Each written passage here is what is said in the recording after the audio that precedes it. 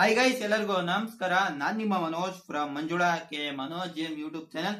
Guys, ಒಂದು comment ಬಂದಿದೆ. ಏನಪ್ಪಾ ಅಂದ್ರೆ, should we need BEO or DDPI sign on study certificate ಅಂತ.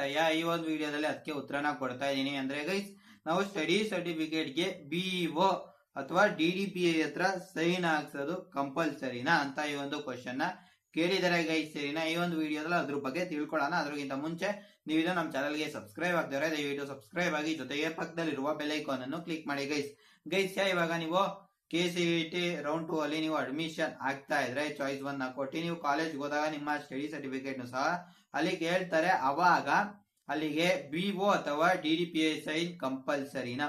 ಹೌದು ಬ್ರೋ, 100% ಕಂಪಲ್ಸರಿ. ಕಾಲೇಜ್ ಅವ್ರು ಕೇಳ್ತಾರೆ. ನೀವು BO ಅಥವಾ DDPI ಹತ್ರ ಸೈನ್ ನ ಮಾಡಿಸಿರ್ಲೇಬೇಕು. ಇದು ಕಂಪಲ್ಸರಿ. ಕಾಲೇಜ್ ಅವ್ರು ಕೇಳ್ತಾರೆ. ಆರ್ ಇಟ್ಸ್ ಓಕೆ ನಾ ಬ್ರೋ ಅಂತಾನು ಸಹ ಕೇಳಿದ್ದಾರೆ. ಆತರ ಆಗಲ್ಲ. 99% ಕಾಲೇಜಲ್ಲಿ ಕೇಳ್ತಾರೆ. ಅದರಿಂದ ನೀವು ಬೇಗ ಹೋಗಿ BO DDPI ಸೈನ್ ನ ಹಾಕಿಸ್ಕೊಳ್ಳಿ. ನಾಳೆ ರಜಾ ಇದೆ ಗುರು, ಹಾಲಿಡೇ ಇರೋದ್ರಿಂದ ಗೌರ್ಮೆಂಟ್.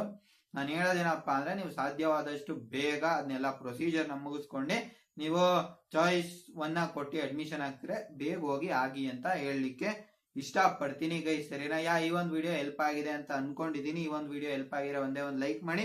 ಜೊತೆಗೆ ನೀವು ಇನ್ನು ನಮ್ಮ ಚಾನಲ್ಗೆ ಸಬ್ಸ್ಕ್ರೈಬ್ ಆಗದವರೆ ದಯವಿಟ್ಟು ಸಬ್ಸ್ಕ್ರೈಬ್ ಆಗಿ, ಜೊತೆಗೆ ಪಕ್ಕದಲ್ಲಿರುವ ಬೆಲ್ ಐಕಾನ್ ಅನ್ನು ಕ್ಲಿಕ್ ಮಾಡಿ ಗೈಸ್. ಜೈ ಹಿಂದ್, ವಂದೇ ಮಾತರಂ.